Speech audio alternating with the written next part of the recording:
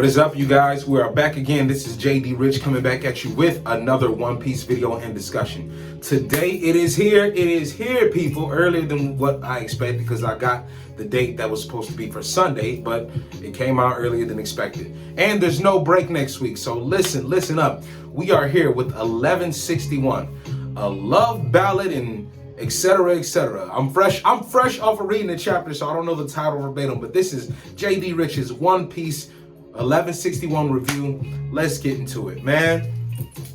This is a beautiful chapter, very beautiful chapter. You know what I'm saying? We got romance, we got action, we got misogyny. Not that we even want misogyny, but it was there in the story, courtesy of Summers. So the chapter starts off with the events of God Valley returning to us, right? All the pirates are there, the legends are meeting, the legends are here. This is what happens when legends meet. We got Dragon running off, because after they show the town and whatnot, getting back to everything, and the Marines breaking down the situation of the aftermath of what's not aftermath, but like the basically turmoil and what's going on due to the tournament, rabbit hunting tournament, getting canceled because of the rocks and Roger Pirates invading in. We got Dragon in pursuit, trying to find a naval ship just so he can get on, because he's trying to get those babies out of harm's way and trying to get them off the island to atone for his participation in setting up this game.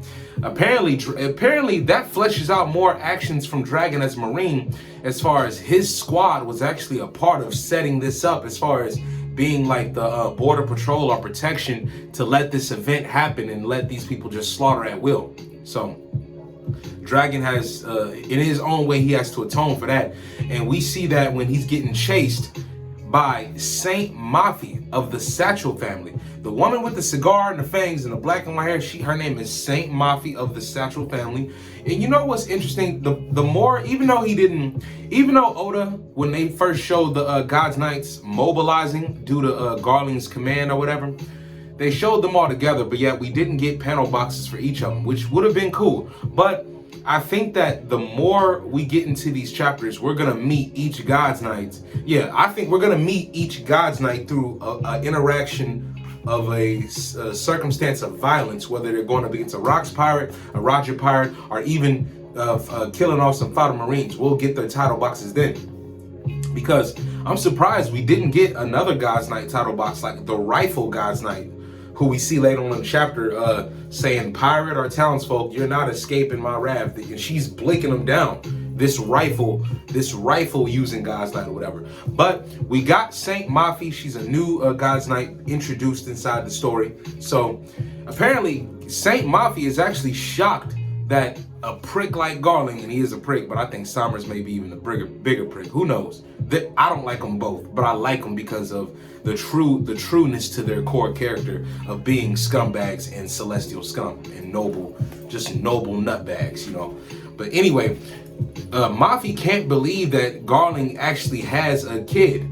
Little does she know he has two of them, but I think that she didn't catch that due to the fact that she hit Dragon so hard. The explosion might have covered up the fact that Dragon had actually dropped Shanks as well. Because Mafi actually recovers Shamrock. She recovers him quick. And she even says that what's even weird, like as weird as it is for Garling to have a kid, it's weird that that they have a kidnapper. And my mind went to different things for some reason. I don't know why, but she's obviously talking about Dragon, talking about he's kidnapping the kids, and really he's actually trying to save them. But in their perspective, it's kidnapping because you're taking a Holy Knight's children. So what's crazy is this though. The person that she's on the snail transponder with, talking about Garling's children, that's what's really getting me.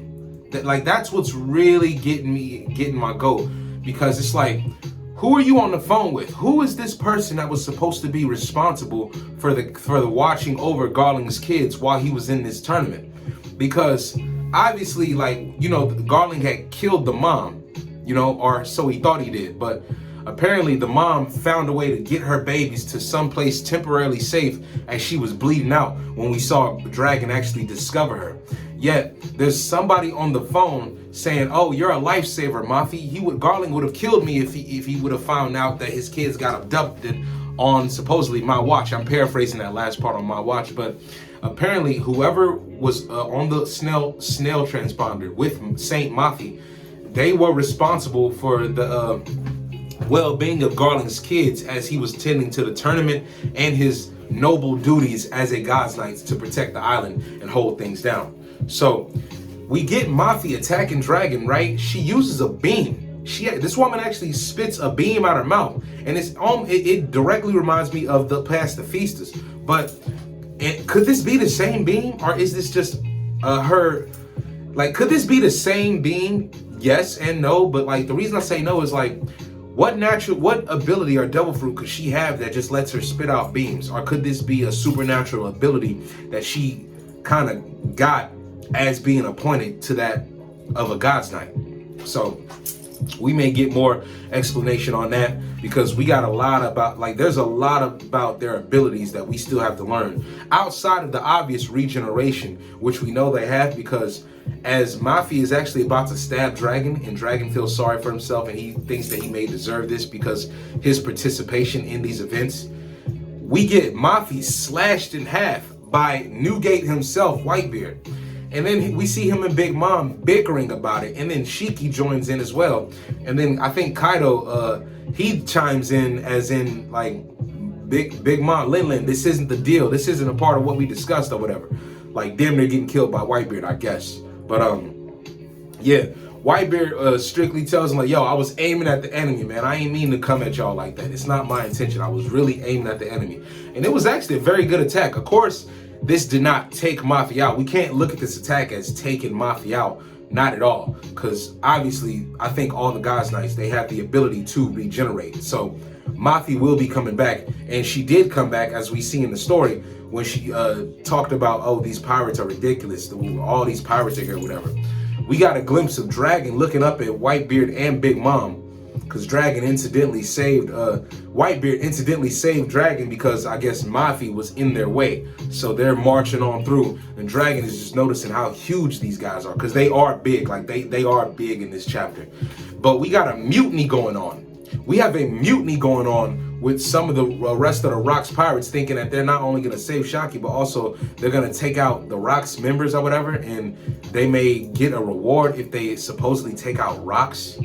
So we get a panel of Shiki, Kaido, Big Mom, and Whitebeard all teaming up, the four of them. They're like the four commanders of Rocks. You could literally look at them as like Rocks' commanders, his top lieutenants, because they're slashing and knocking away most of the mutineers and the grubby pirates who think they're going to save Shaki or whatever, and who think they're going to take Rocks' head as well as the top members of the crew for their own little reasons of turning on them or whatever. But moving on from that, we get Garp coming into the fray. Garp joins the fray. Garp gets involved. Like, of course, right? Garp actually sees them as fish that he's catching. So apparently Garp just caught a big gaggle of fish, a big school of fish, if you will, considering who these heavy hitters are. And you got Garp balling up his fists, coming down and punching the ground, trying to get at him. Now, they are not directly trying to fight Garp. They are actually running away because, one, it's pointed out by Big Mom that no, a fight with Garp will drag on for too long in considering what they're here to do. They're not even here to fight any Marines. They're here to plunder, get their goods, and get out. But we got a panel of Rocks actually not anywhere near the action. Rocks is huffing and puffing because he's actually in pursuit of his family. Rocks is going after his people. We get the name of Teach's mom. Her name is Eris. Very good name, Eris. Now, we don't know nothing about her background or whatever, but at least we got her name. I thought that we were we're still gonna get a title box for that woman, but Rocks introduces her name as Eris, you know? Eris and Teach. Rocks is actually pretty concerned too. As you can see on Rocks' face, he don't look like he cared for much about the Shaki or the treasure, and rightfully so, man. This man is looking after his wife and kid. He's literally supposed to be going after his people, his folks. So, you know, who knows what's going on with that? as far as like where they are, which I'm very curious to find out, because I believe that they may have found a hiding spot, a good hiding spot at that, and Zebek has just got to look for them and hopefully find them. He may be going to their actual town home, and if he's going to their actual home, to where they were living at on God's Valley, and he discovers that they're not there, or he may be going to, who knows, he may be going to the center as well. But I bet for a fact, with everything going on the island, Rox knows for sure that clearly they were taken and put in the rabbit hunting contest. And given that they were allowed to spread about and run freely and run away and run for their lives, Rox is bound to run into them eventually, somehow, some way.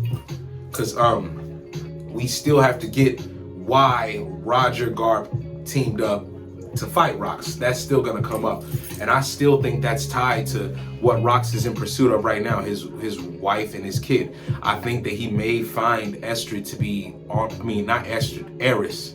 I think that Rox may find Eris on her deathbed. I don't want, somebody said to me the other day, why do you want Eris to die so bad? Before we knew her name, I was like, I don't want her to die. I'm just saying it's obvious that she may die in this story for us to get the events that we got. Because think about this, Rox, his clan is being wiped out, and his mother, his wife and child are a part of this eradication. So they're victims amongst this as well. When Rox discovers that his kid is possibly dead, even though he's not, but he's gonna think that Blackbeard is dead. But when he finds that his wife is definitely deceased due to these actions of these punk Celestials, Rox is gonna flip, and rightfully so. What do you think is like? Come on now. So moving on, as we got Garp going after the big three of the Yonko who we saw not currently today, but pre-time skip, and even pre-time skip, because Whitebeard fell off, and then Big Mom and Kaido were still Yonko. But pre-time skip, when we got introduced to the Yonko, right? 3 of those original Yonko are here. Well, 4 of them are here. 1 is a baby, but 3 of the original Yonko are here, and they're running away from Garp. Now, I'm not gonna say this brings their stocks down, but I will say, I mean, come on. I can see why they're running away from Garp, man. Garp is a problem for all of them, especially given Kaido is like a wet behind the ears rookie still. Not taking away from his strength, but Kaido is still a rookie. As a pirate, Big Mom and Whitebeard, they're kind of semi-pro. You could actually, forget semi. They are pros in a way, but they can't afford a full-on fight with Garp right now with everything at stake and what they're trying to do. So I know I'm missing some details here, but moving on in the chapter, as we see the Rox Pirates, we get a breakdown of where everybody's at. In the northeastern part, we got Roger and his crew. Then in the southwest, I think, we got Rox and them coming they're all headed towards the center of the town. So with that being said, we cut over to more Rox Pirates, the main heavier hitters of the crew. We got Kyo, Hitman Kyo, smushing. He's face smushing Shiki. We got Gloriosa and Ochoku in pursuit as well. They're all running together. Then we got Captain John. This man has a metal arm. Now, I've heard multiple theories and speculation about this man possibly being Kid's father, and I'm not really against it. I'm not sure if I'm fully for it until I get more details, but I'm not against it at all. What are the possibilities of this guy actually being Kid's father? Because it's looking strong here. Don Marlon, we could assume that he's actually related to Capone Gang Beige. Maybe an uncle or a father. I could go uncle before I go father, but father is not too far from a stretch as far as Don Merlone and Capone goes. Now, Captain John, this metal arm that he's got, metal hand and all that, we've never seen this until today.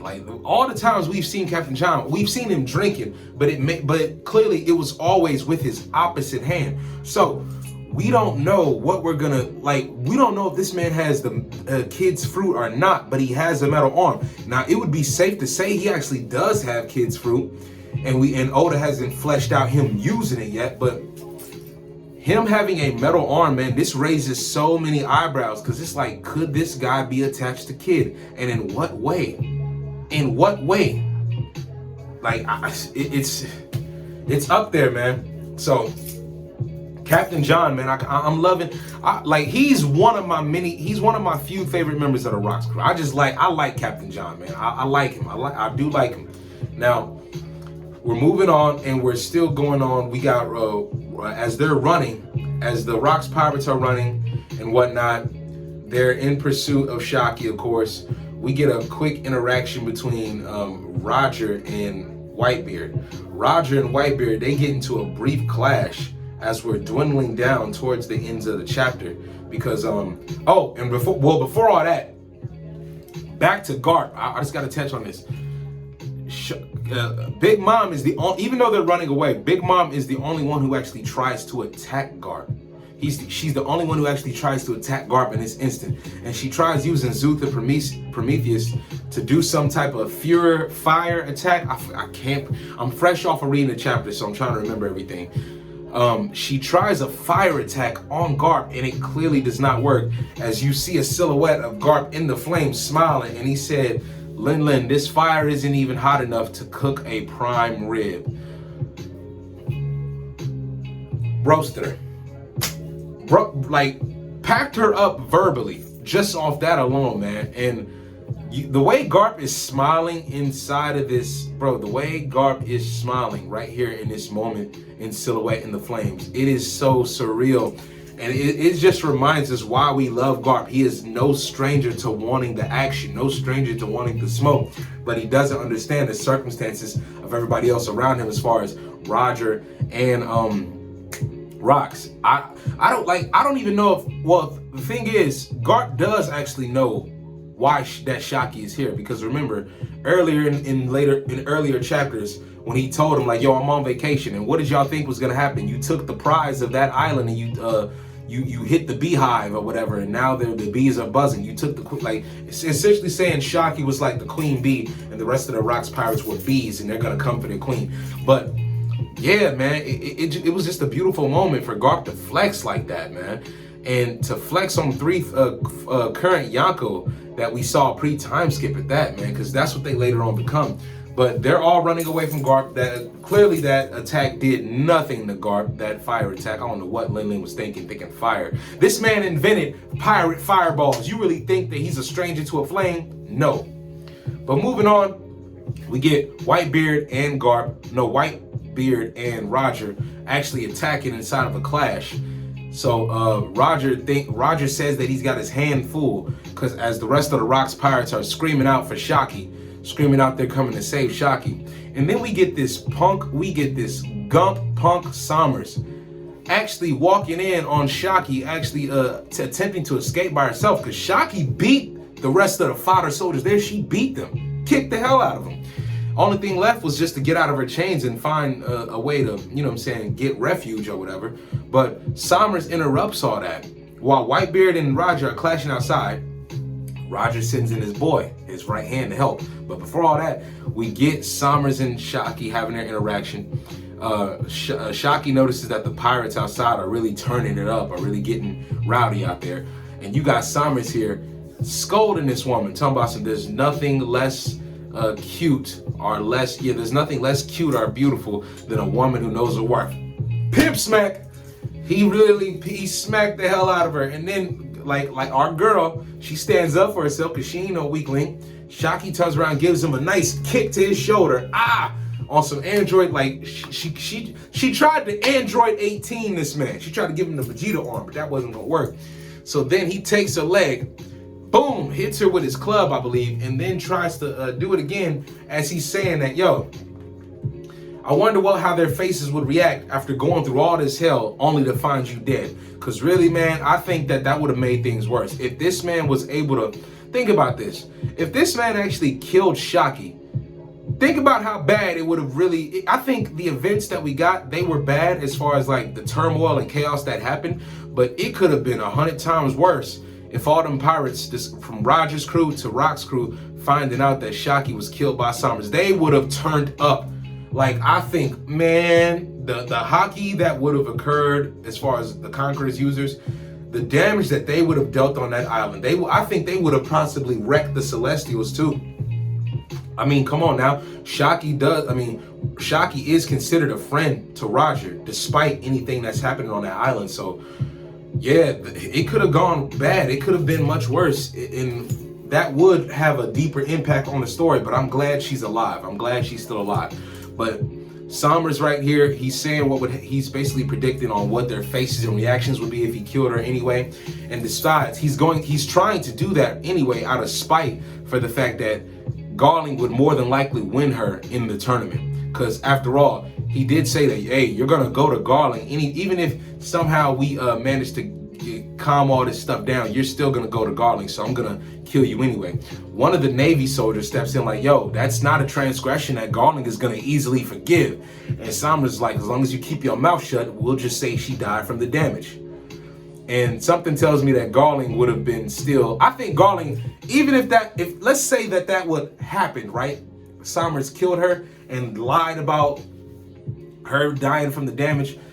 Garling would have fleshed it out from the fodder soldiers, or he would have fleshed it out, or he would have just seen through seen through Somers' bullcrap and just got into a fight with her. I think that would have caused great tension.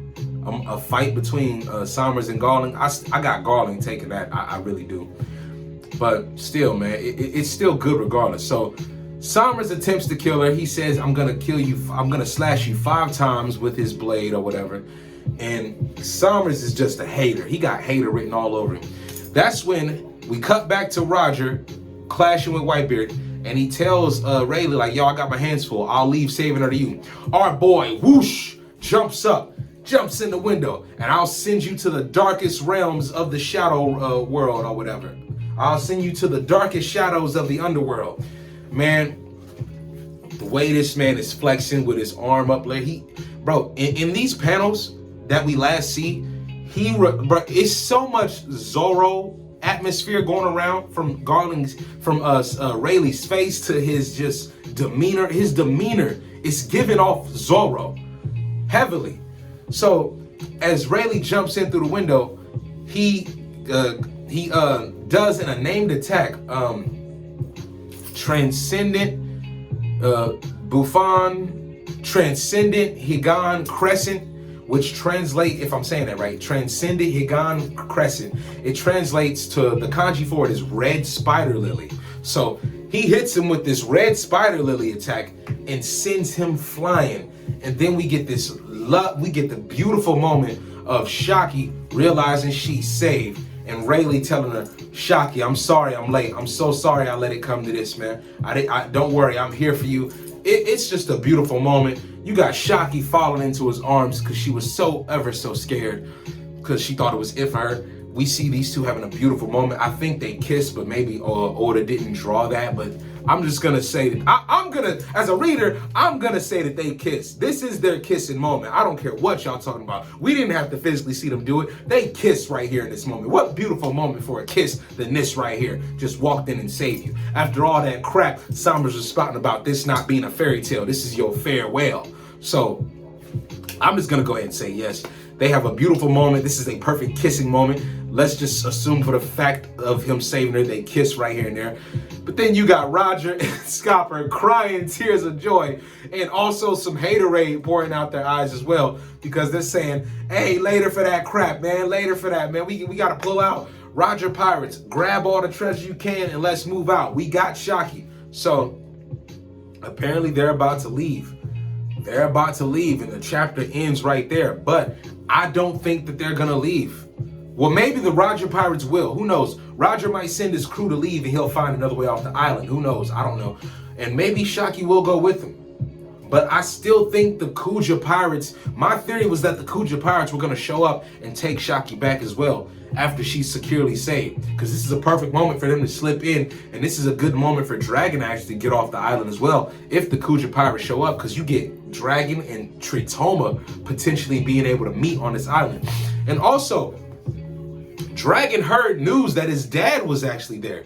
Dragon heard the news that his father was actually on this island as well. So it seems that Dragon didn't know that Garp was going to be here, but Garp must not have known that Dragon was going to be here as well, because being in the Marines, you know, you never know, like, it's not like you constantly keep tabs on your offspring or nothing like that, because you don't know what kind of squad he's going to be in, where he's going to be sent off to. They're all on different missions amongst different ranks, because Garp is really up here. Dragon is still a cadet, so he's following orders, just going wherever he's told. But apparently his assignment, this may have been his first assignment, who knows? But his assignment this time was God Valley, and Dragon was actually shocked it seemed he was shocked to hear that Garp was actually here. So we may potentially get a panel with Garp and Dragon interacting, which I'm really hoping for.